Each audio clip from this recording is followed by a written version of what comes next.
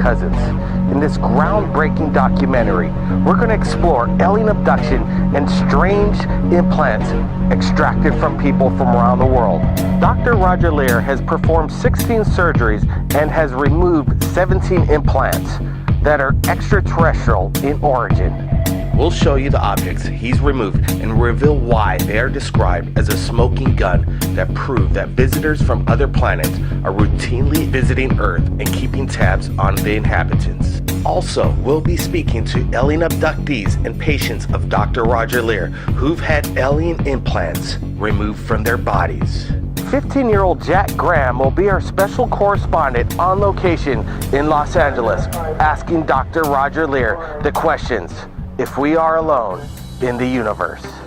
As one of the most eloquent and intelligent investigators of extraterrestrial life, we'll hear Dr. Leir's observations on why the aliens are interested in our planet and what their plan is for the human race.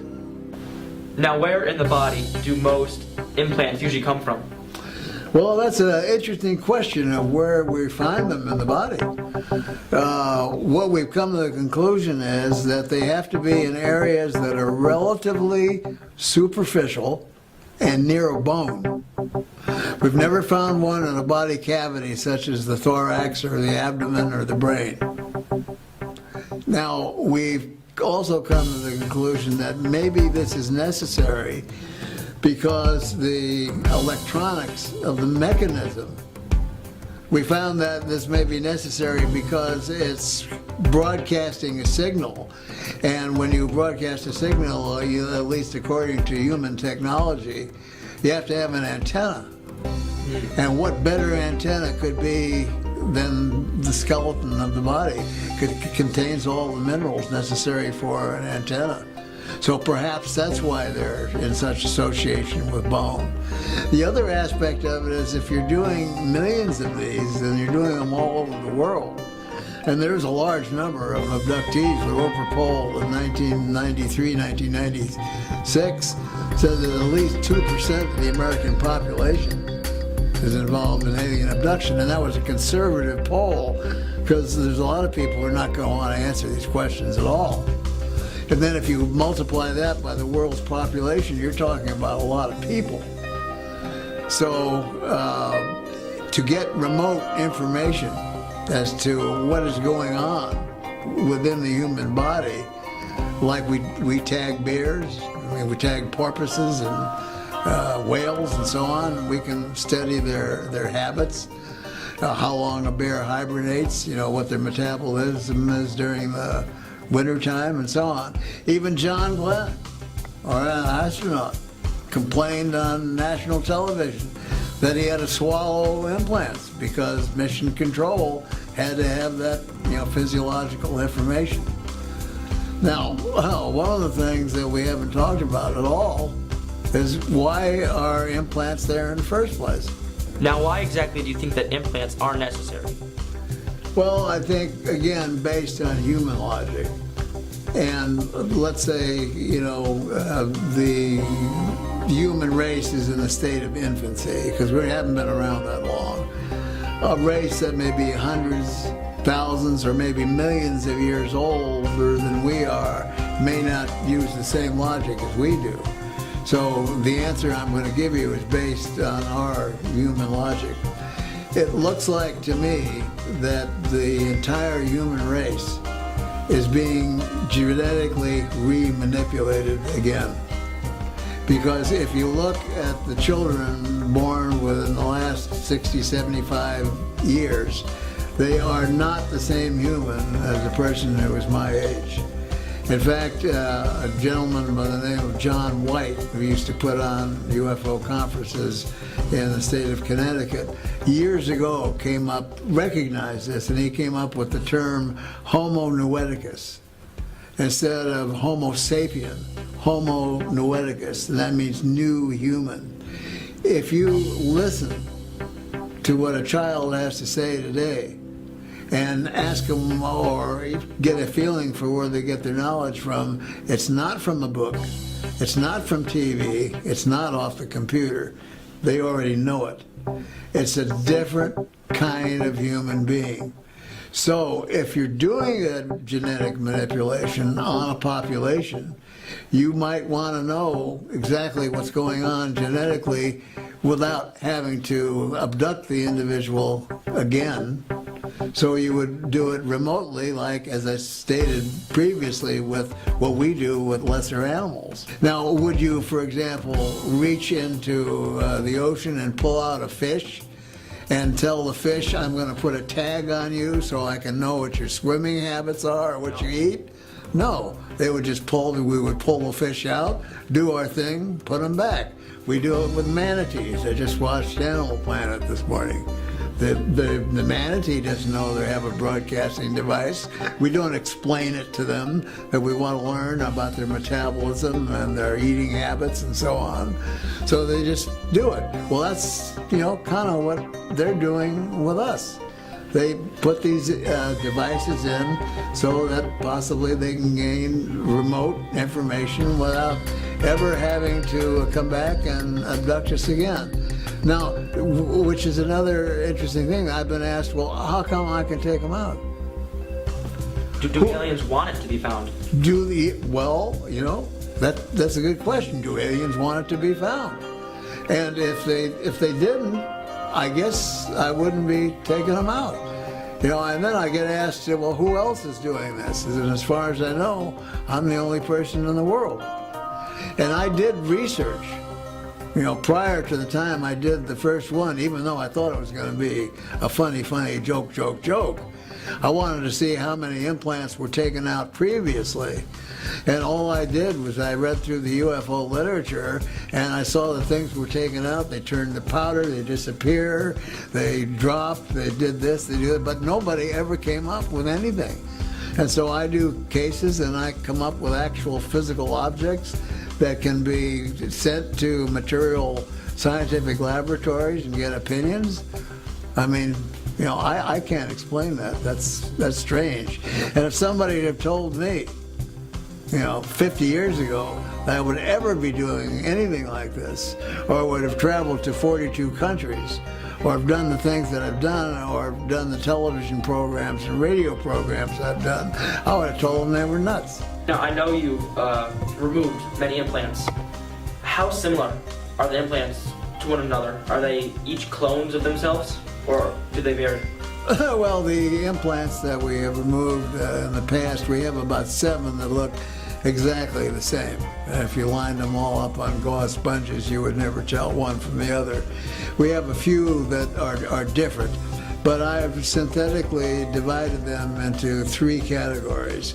Ones that are metallic and covered with a biological coating, ones that are non-metallic, and one that is biological.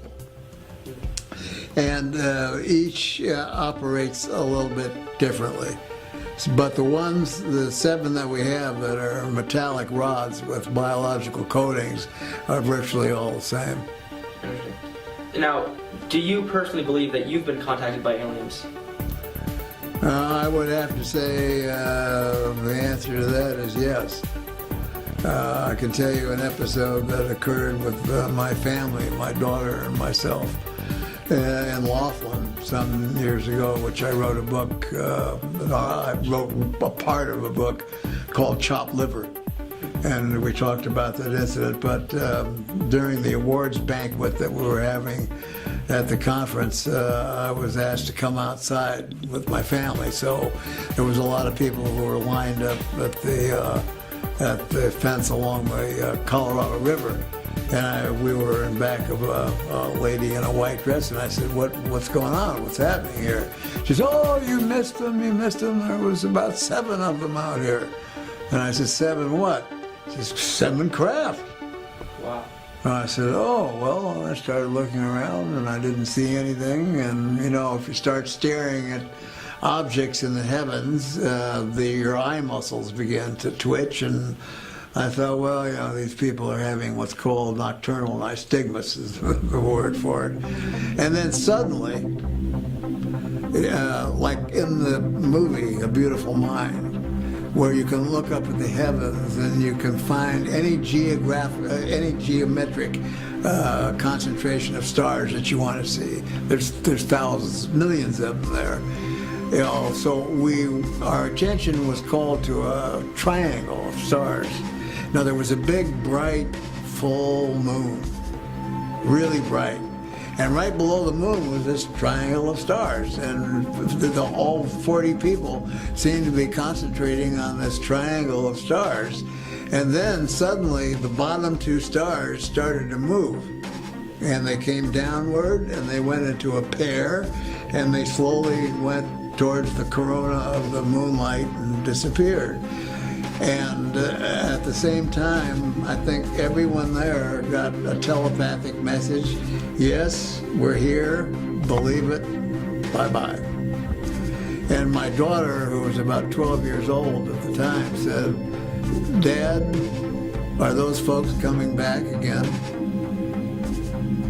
So, yes, I believe I have been contacted by non-terrestrial beings. It's fascinating. Now, what would you say is the most credible argument you've ever heard for abduction? Well, the most credible argument that I've heard for abduction in the cases that we've done surgery on would be very hard to delineate, because when we set up our set of criteria and protocols, the individual must have some kind of a memory of being associated with the abduction phenomena. When Bob Bigelow or NIDS decided to take on this responsibility of doing the metallurgy, I had to do some studying so that I could just interpret what they had to say. And I started getting reports back, and the first report we got back was they were comparing, this was Los Alamos National Laboratory. They were comparing these to meteorite samples. Wow. Well, we know if somebody didn't step on a meteorite or get one whacked through the back of his hand, it wouldn't So have it has to come from outer space. Had to come from outer space, and they're calling them meteorite samples. So that was rather mind-blowing. So that was the beginning of the scientific aspect. So I figured, well, you know, if we're going to carry on with this, we better set up some scientific protocols and criteria for doing this kind of work. And then we formed our 501c3 nonprofit organization, ANS Research, and no charges were then ever made to any of the surgical candidates. I see. Now, I know, because you've written a lot of books, clearly, people must have heard about them. How many people ask you, can you inspect me and see if I have any alien implants inside my body? Do you get a lot of emails per day? Well, I get a tremendous amount of emails, so sometimes 3,500 a day. Wow. And yes, we have now instituted a methodology, a scientific methodology, for looking at the possibilities of whether somebody might have an object in their body. And Steve and I both have equipment that we can go, for example, to a conference. Let's say, tomorrow an alien revealed himself to the general public. How would you say people would react? Would there be mayhem and riots, or how would it go? Well, if the alien presence were known suddenly, one day, for example, I like to use the example of a huge multi-football field alien craft landing on a busy freeway during rush hour. Would there be a panic? The answer is yes, there would be a panic, because people would be on their cell phones calling Caltrans to see how long they were going to have to sit there before that thing got out of the way so they could go back to get home to watch the Lakers game. But see, it just indicates the quality of life that we have here in the United States. Probably the least important thing of an individual who lives in the United States, at least, is extraterrestrial beings. As long as it doesn't interfere with you personally, then it could be fine, or it could be not fine, or who cares? But because that relationship has been made fun of for so many years, well, we don't even take it, the common person doesn't even take it seriously. So the world is changing, and the world has got to finally know the truth. Government sources and private industry has taken over most of the knowledge of, the extraterrestrial presence. Yeah. I guess, do you have any good guesses as to why aliens would contact us? What makes us stand out that aliens would want to put their implants inside of us? Well, I think in order to understand what the alien approach is to human life on Earth, we have to have a good understanding of our history, which we don't and which nobody seems to care about except a few. But if you go back and you look at ancient history and you look at ancient paintings and wood carvings and so on, even liturgical paintings with Jesus, you're going to look up and you're going to see a typical saucer UFO craft flying around, even back in those days. So, we don't know where we came from. We've been looking for the missing link for year after year after year. Where's the missing link?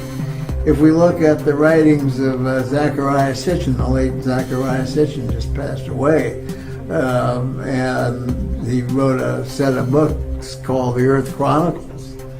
And he says that 435,000 years ago, from another planet in our solar system called Nibiru, the group or race of individuals called the Anunnaki came here, and their head geneticist, whose name was Enki, manipulated what was already here into human beings. Wow. So if we don't understand the history of where we came from in the first place, how can we possibly understand the present or the future of where we're going with all this? Jack Graham will now speak to Stephen Colburn, chemist and material scientist, in regards to the implants removed by the alien abductees.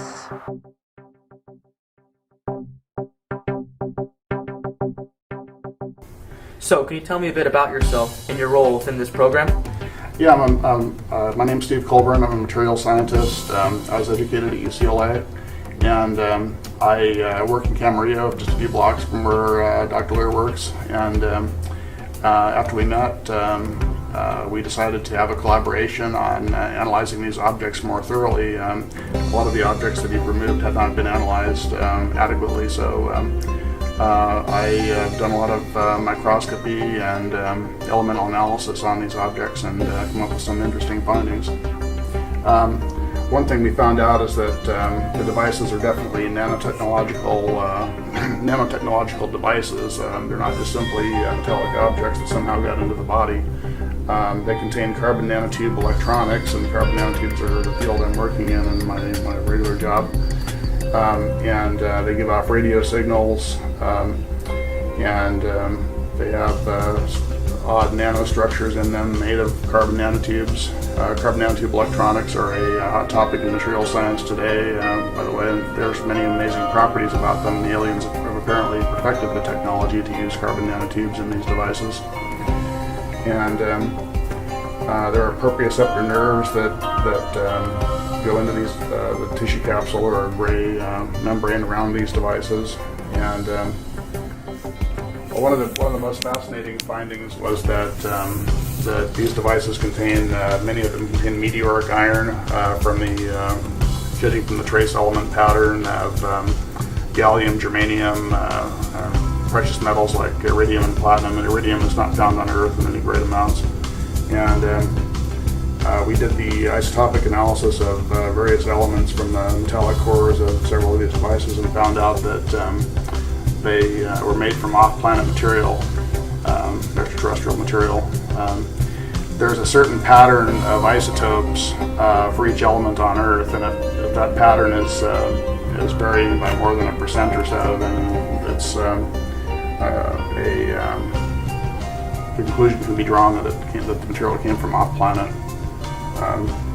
And some of the isotopic ratios and the elements in these devices are extremely skewed compared to quite unlike the isotopic ratios of elements on Earth. In fact, Dr. Coons, our colleague, who's also involved in the research, concluded that they probably came from somewhere else in the galaxy. They don't even seem to be from our solar system. These devices have carbon nanotube networks inside the metal. So they're obviously manufactured devices, and they seem to be well beyond the technology of civilian science at this point. So it's not possible that something like the nanotubes could be made through nature. It has to be manufactured. No, they were discovered in 1991 in Western science. The Russians discovered them perhaps 10 years before that, but they're not known to be found in nature, and certainly not in meteorites. So there's no way that it could be faked, really. No, I don't think so. Some people have argued that these devices could be made by black government projects, but I think that the fact that they contain extraterrestrial material argues strongly against that. So what you're saying that it was discovered in 1991, right? The nanotubes. Yeah, and many of these objects And these come before. date from well before the discovery of carbon nanotubes and science on Earth. These people reported that these objects were put in like 30, 40 years before a lot of times. So when you say nanotubes, do you mean that these things could be used to store information, perhaps? Yeah, they can be made into electronic networks. Carbon nanotubes are let me give you a little bit of background. Graphite is a hexagonal array of carbon atoms, and these layers are stacked. If you take one of these layers, one of these hexagonal arrays of carbon atoms, and roll it up into a tube, that's a carbon nanotube. And there's various types of carbon nanotubes with different numbers of walls, and single wall are the most studied right now, and these contain single wall carbon nanotubes. Single wall carbon nanotubes are often less than a nanometer in diameter. These are small diameter single wall carbon nanotubes that are in these devices, and those can be used as electronics because there are metallic and semiconducting single wall carbon nanotubes. So you're saying this is very tightly stacked, and if you took out you laid it end to end, it would definitely be a lot larger than it would. So all this information is tightly stored together, compacted? Yeah, I would think so, yeah. The total length of the carbon nanotubes in one of these things might be several miles. I haven't figured it out, but it's got to be a lot. So the technology used to compact that much information so tightly seems to be pretty futuristic. Definitely, I don't understand how the metal could actually be put around the carbon nanotubes without destroying the nanotubes, because the melting point of these metals is like 1500 degrees Celsius, and if you poured molten metal over the carbon nanotubes, it would just destroy them or convert them to metal carbides. So would it be possible to say that the information required to make one of these carbon nanotubes isn't readily available on Earth? It must have come from somewhere else? We can make carbon nanotubes, but to make a 3D intricate composite like this with carbon nanotube electronics inside the metal, that's well beyond our technology at this point. Speculated that they might be physiological monitoring devices or listening devices. They're definitely relaying information about the subject to the aliens through radio signals. They're not always transmitting, so... Have you noticed actual radio signals emitting from it? We've detected radio signals coming from them, and in two of my reports we outlined some of the frequencies that they give off. The last two devices we detected radio signals from. Are they common radio signals that are found on Earth? Some of them are aeronautical and satellite communication frequencies, but there's also very high frequency microwave discharges as well. So could it be possibly dangerous to have a lot of microwaves emitting from inside a person? I wouldn't say it's a lot of microwaves. We only detected perhaps milliwatt levels of power, but it's hard to say. There's been no ill effects noted from anybody having these devices inside them. What about after the surgery? Has there In fact, they don't have any rejection or immune response by the body. So that it's possible to not even notice these tiny things in your body? Yeah, most people don't notice them at all. So would it be fair to say they see them on an X-ray? Would it be fair to say that there might be a lot of those in a lot of different type of people? Oh, that's very safe to say. Wow. Some of the frequencies that we've been able to gain some knowledge of from classified information is that they are deep space, fixed or mobile deep space frequencies. And that presents quite a conundrum because what advanced civilization would be using a radio wave to begin with? So do you think it would be possible that the government could know about these nanotube technologies? I think they know about them. I don't think they can reproduce it as yet, but it's anybody's guess how much technology the Black Project community has. Some of their stuff is reverse engineered alien technology, reportedly. So would it be possible to take this apart and perhaps learn the secrets of what's inside it, and perhaps use it for our own technology? That's what we'd like to do at some point. We'd like to take one of these devices and mount it vertically on a scanning electron microscope mount, and take an elemental map, one layer of the object, then etch away a layer with a beam of fast atoms, and then do the next layer and get a three-dimensional structure of the object that way. How strong is the object? Is it easy to break? This one, I don't know. I haven't tried to cut it yet. Most of them are fairly easy to break. I've cut 4 so far, and 3 of them are fairly easy to break. One was immensely strong and could not be cut at all. With even diamond tools wouldn't scratch it. It appeared to be some kind of highly advanced iron metal matrix composite with carbon nanotubes. You mentioned there was a sort of biological capsule that surrounded it. Would that be used to protect it, to prevent it breakage? No, I don't think it's to protect it. I think it's to organize the neural input to the device somehow. Is that if we were able to back engineer some of the technology that we have in these devices, we could prevent, for example, inflammatory processes and rejection. In other words, if we could make something similar, you could wrap a heart, a kidney, a screw, a pin, or whatever in it, instill it into the human body, and the person would not have to take any anti-rejection medication for the rest of their life. So that this was presented in a report, which is in the White House, that I have a copy of from the OSTP. That's the Office of Scientific Technology and Policy, and that was handed to Obama at the time when he was trying to raise money for his medical health care problem to get Congress to approve the money. Will President Obama, with the help of Congress, fund this medical research and reverse engineer these implants? If so, the implications could help medical technology beyond our imagination. Now, we go to the most incredible account of alien abduction explained by Dr. Roger Leir to Jack Graham. 3 young children, about 9 or 10 years of age, who lived in Tennessee. And they decided to go out on a little local camping trip. So not too many blocks away, it was kind of like an empty field and so on. So they packed their primitive sort of gear, which was blankets and things of that nature, and things to cook over a fire, marshmallows and so on. And they went out, and they didn't even have a tent.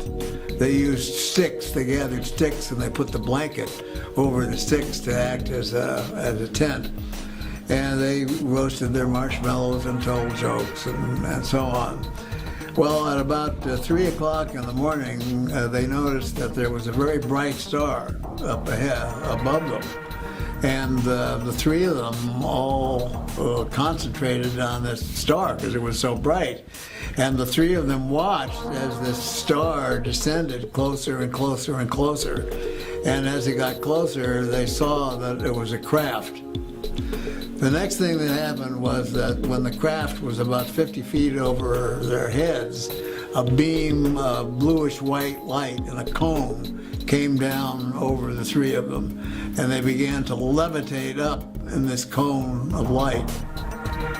Now, if someone had done that to me at my age, I'd have a little bit of trepidation because, if you're going up, and a cone of light, the first thing that would come to my mind would be the fear of falling back down.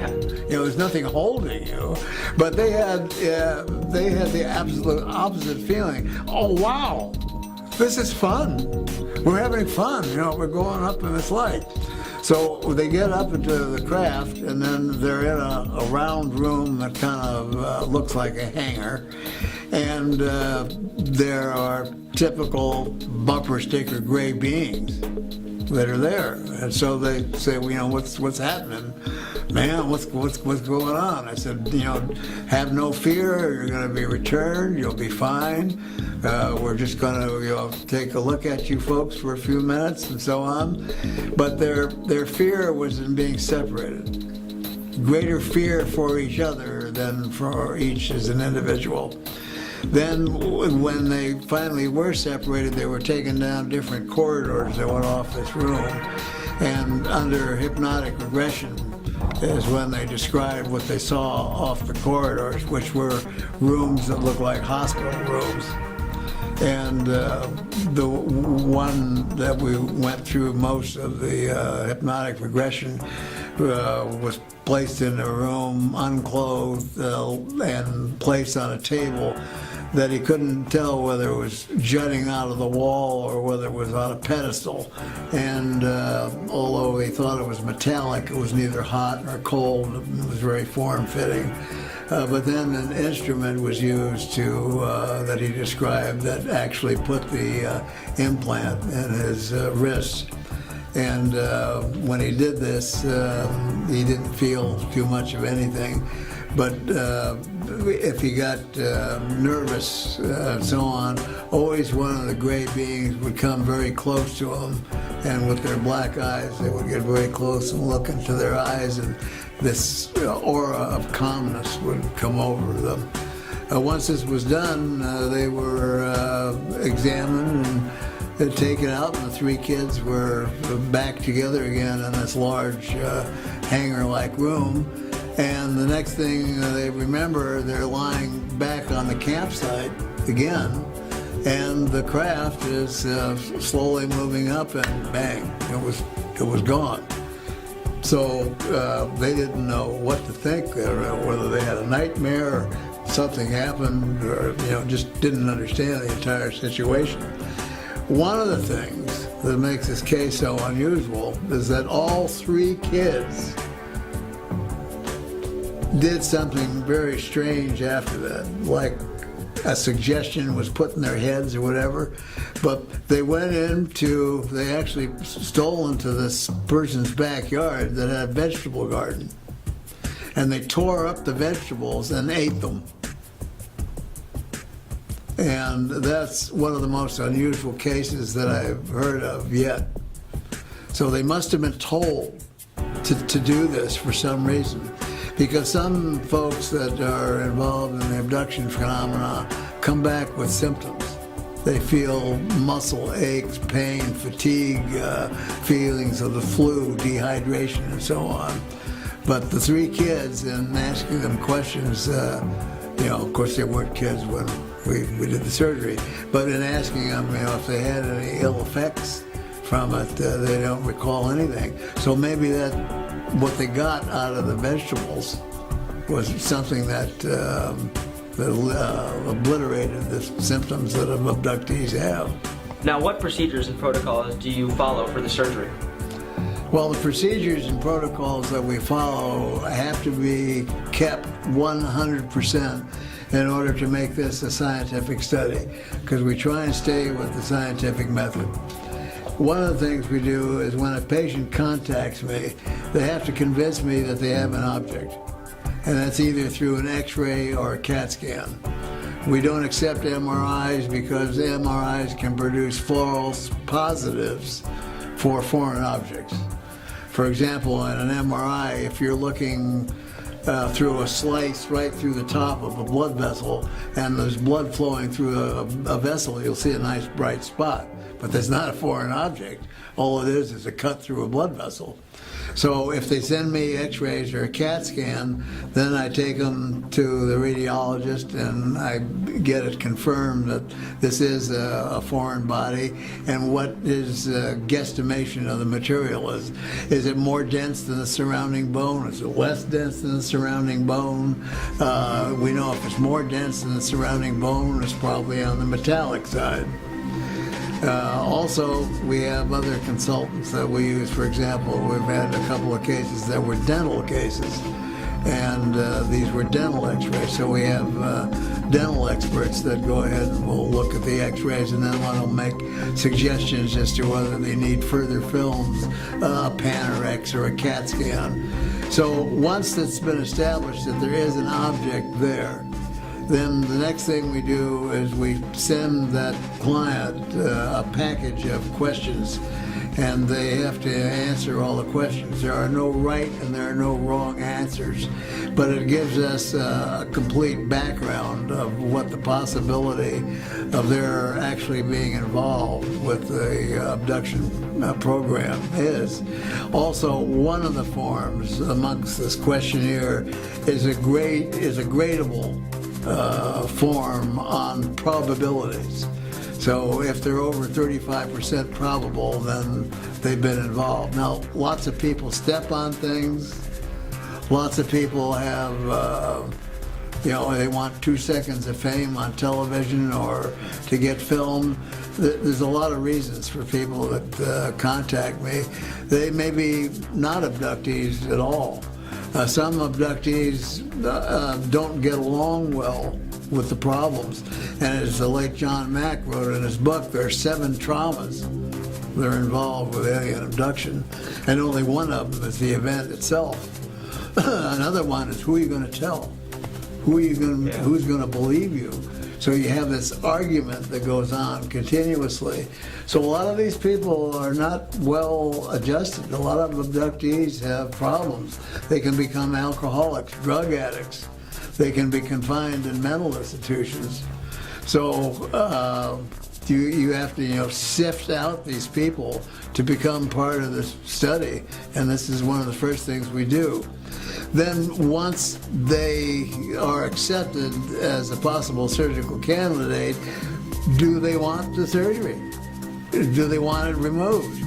And if so, if they agree that they do want it removed, they have to understand that the product that we're going to remove becomes the ownership becomes part of ANS research, and that we promise to give to the rest of the world as scientific knowledge. And if they're not willing to do that, then we don't accept them as a patient. So if we look at statistical numbers, let's say 10% out of 100 might be a true surgical candidate. 1% of them will only be ones that will operate on. Now, have any scientists tried to talk to you and give possible explanations for what it is instead of aliens and try to prove you wrong? When I talk to the academic scientific community, they're also interested in the analysis and the intrigue of what they're looking at on a scientific academic basis. That they don't even offer a lot of times suggestions. If we do it and they're being paid, for example, for a television program, they'll actually get them to lie on camera. Also, scientists, by and large, are prey to higher masters, as other people, in other fields of occupations do. They have to earn their paycheck. They have to feed their families. So, and they could be threatened. They can be threatened by any agency of the government, for example. Not so much anymore, but in earlier years, yes.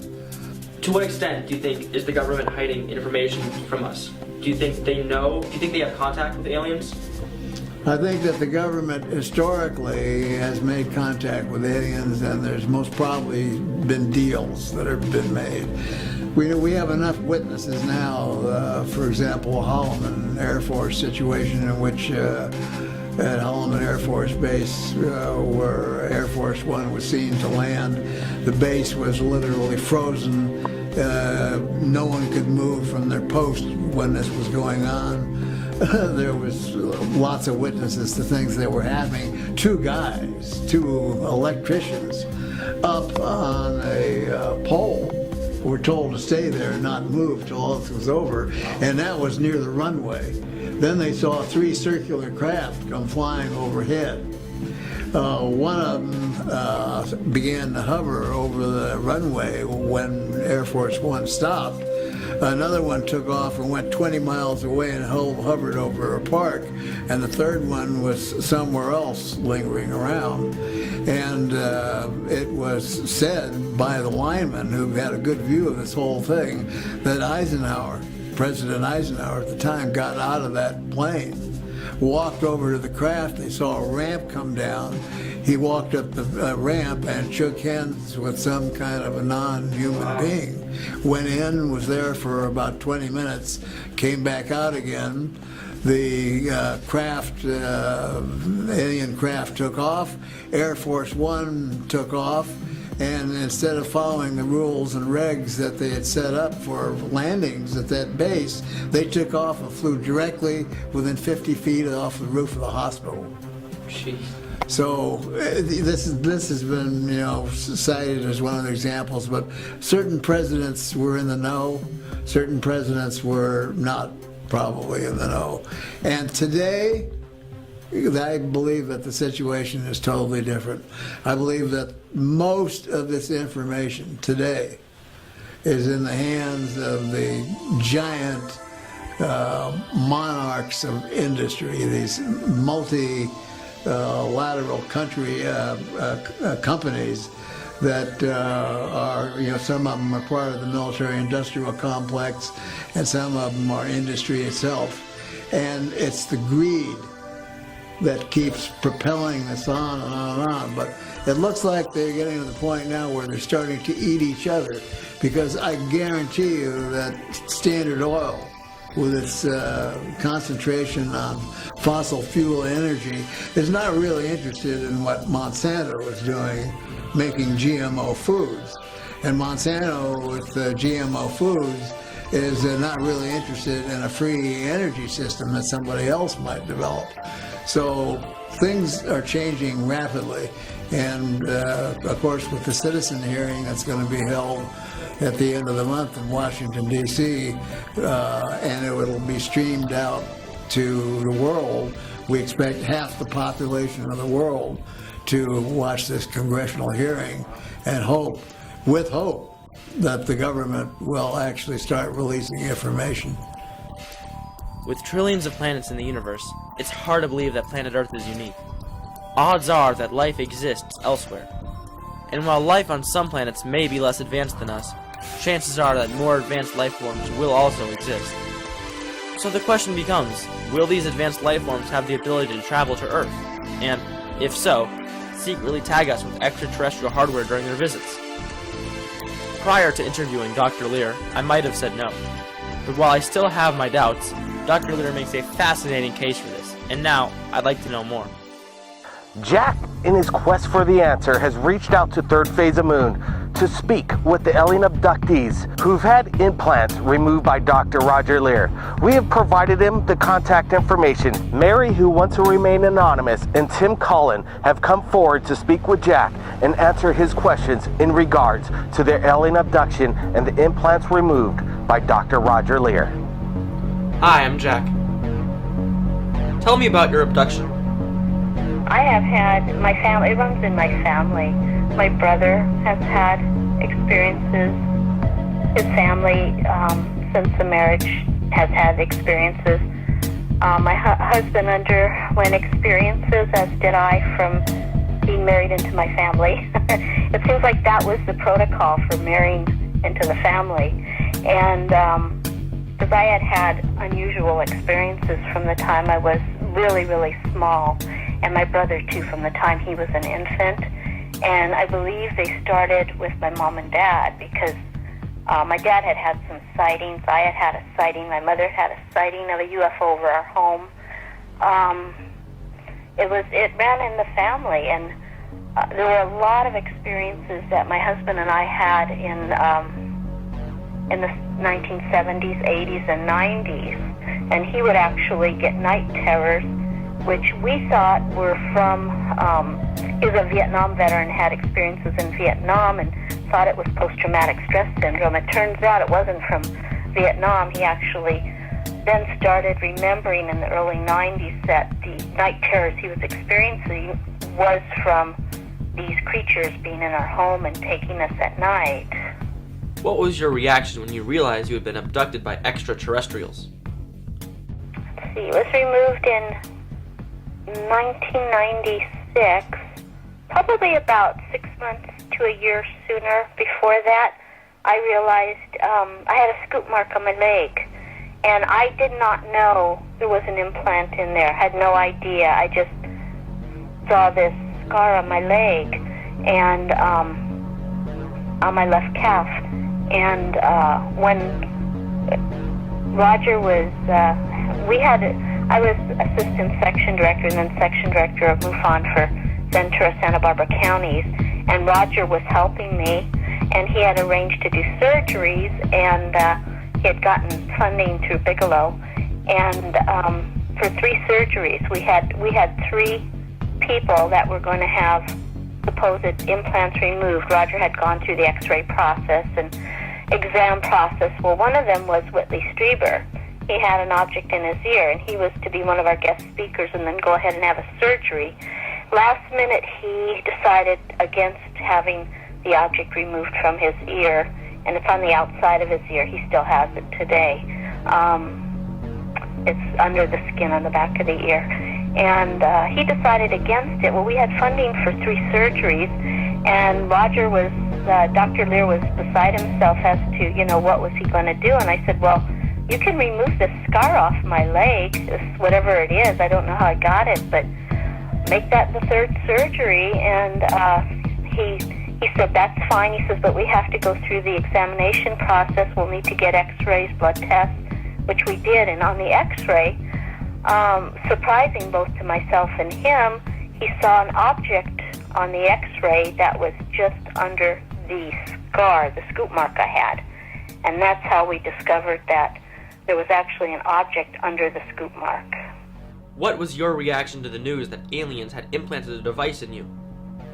I was shocked that there was anything under that scoop mark to begin with. I didn't know how I obtained that mark, but it was an unusual mark, and it seemed to just appear. At least I just noticed it. I think he was shocked because that was the first time he had ever had a scoop mark with an object under it. So he was shocked. I was shocked. And I kept trying to, rationalize that, maybe I just got something in my leg. And after it was, extracted and examined, it was nothing. I kept saying, are you sure this wouldn't be found in a regular body? Is there any way? And he goes, no, Alice. This would not be found in your leg. It could not, it would not be there naturally by any means. It wasn't a calcification or anything like that. It had a lot of unusual characteristics, and he's since then done some more surgeries that have had the same type of object. Is there anything else you want to add? Well, I think he's doing something that is so important, and he helps so many people, and he never asks for anything, in return from anybody that he tries to help. He's just, he's doing it because he has not only the ability to do it, but he has the need to find out what is really going on, a curiosity as to what's going on. It's affected him. Everything he does, his life, his career, he's very dedicated to trying to find out, what these objects are. And also, with these objects, we're finding that they have no inflammatory response around the object. Could this technology help the medical profession now in dealing with transplants, where these people with transplants have to be on horrific medications for many, many years, where if this technology could be developed where there would be no rejection. I mean, it would be wonderful for the people that have to go through this with the transplants. So, I mean, he's doing it for a lot of reasons, but he does it. It's a labor of love for him and curiosity, and he feels very dedicated to trying to help people, because a lot of people, you know, with these type of situations, they just don't know who to turn to or what to do. Unfortunately, he's there to try to help.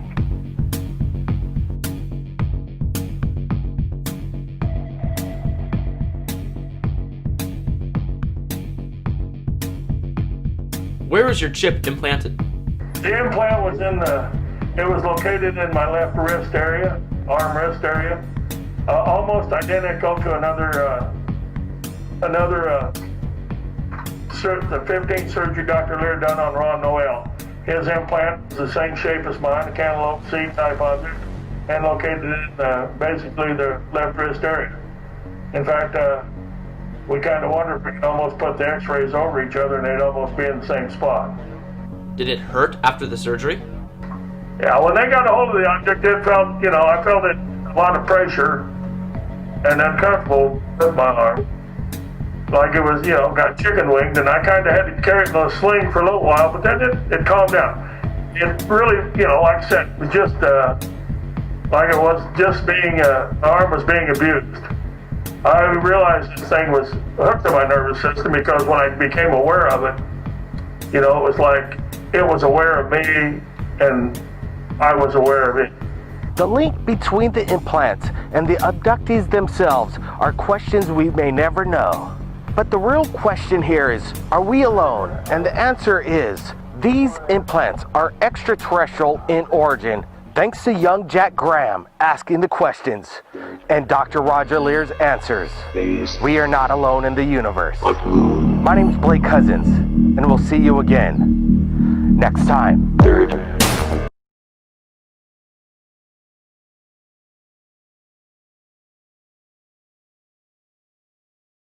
All right, folks. I hope you enjoyed it all. Again, this was relevant for you all to see this because someone really needs to step up to Dr. Roger Lear's work.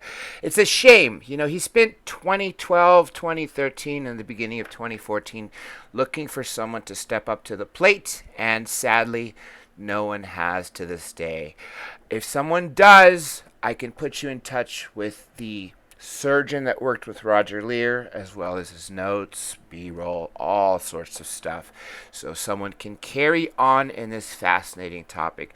And if you folks are interested in seeing the other two documentaries, just let me know in the comments on YouTube after this is live, and I'll figure out which day I'll stream it for you. Also, if you recall, I was talking about a surprise tomorrow morning. It is confirmed.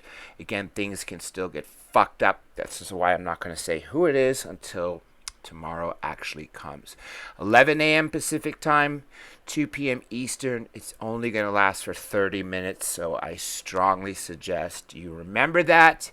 And if you have a question or two for that person tomorrow, which you'll find out who it is, then I will make sure I get a few in. Okay? Hope all is well, folks, and I'll catch you on the flip side.